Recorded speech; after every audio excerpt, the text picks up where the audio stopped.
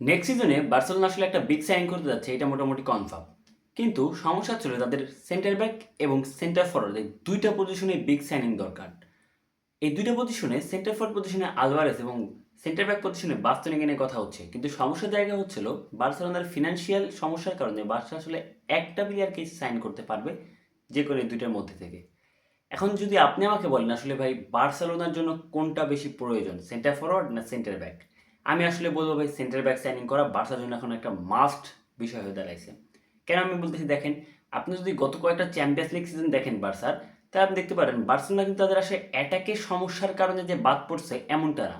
তারা আসলে তাদের ডিফেন্সের দুর্বলতা বা ডিফেন্সের হাইলাইন খেলতে যায়, তাদের ডিফেন্স খুলে যাওয়া, এই কারণে আসলে তারা চ্যাম্পিয়ন্স লিগ থেকে বাদ পড়ছে বেশিরভাগ সময়। যদি আপনি এই সিজনে অ্যাটলেটিকো মাদ্রিদের সাথে দেখেন, হাই লাইনে লং বলে তারা আসলে গোল খাইছে। এবং গত সিজনে যদি আপনি ইন্টার মিলানের সাথে দেখেন, সেখানেও একই সমস্যা, ডিফেন্স কলাপস করার কারণে তারা আসলে গোলগুলো খাইতে ম্যাচ থেকে বাদ হয়েছে।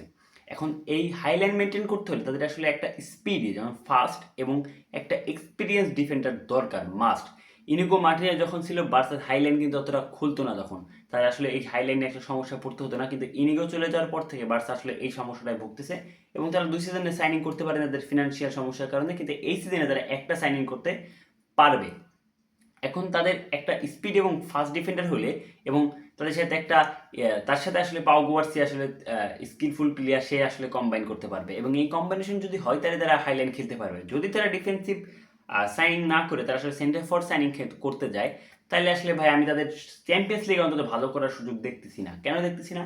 কারণ এই আনএক্সপিরিয়েন্সড ডিফেন্ডারগুলো নিয়ে আসলে তারা যখন হাইল্যান্ড খেলতে যাবে চ্যাম্পিয়ন্স লিগে, তখন ওয়েল ম্যানেজড অ্যাটাকের এগেনস্টে তাহলে আসলে খুলে যাবে পুরো তাদের ডিফেন্সটা।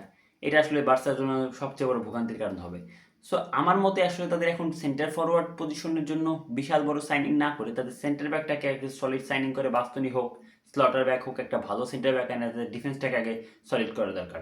সেন্টার ফরওয়ার্ড পজিশনে যদি সলিউশনের কথা বলেন, তারা আসলে আসলে ফেরান টোরাসকে তাদের সিএফ খেলাইতেছে এবং লেভানডস্কি আছে। তারা হয়তো বা লেভানডস্কি আরেক বছর রাখতে চাচ্ছে, বাট আমার মতে আসলে লেভানডস্কিকে রাখা উচিত না, তাকে ছেড়ে দেওয়া উচিত।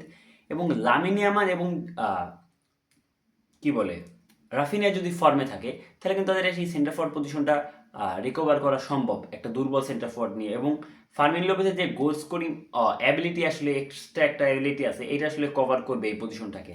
এবং এটা আসলে ওয়ার্ল্ড কাপ সিজন চলবে। সো ওয়ার্ল্ড কাপের পরে আসলে কিছু এক্সপিরিয়েন্স মানে হঠাৎ ট্যালেন্ট খুঁজে পাওয়া যায় যাদের খুব অল্প দামে আসলে নিয়ে আসা যায় টিমে। সো এরকম কিছু ট্যালেন্টের দিকে তারা আসলে চোখ রাখতে পারে ওয়ার্ল্ড কাপের পরে, এটা তাদের সলিউশন হতে পারে।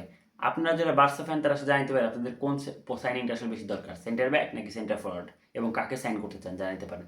ধন্যবাদ। ইউটিউব থেকে দেখলে সাবস্ক্রাইব করতে পারেন, ফেসবুক থেকে দেখলে ফলো করতে পারেন।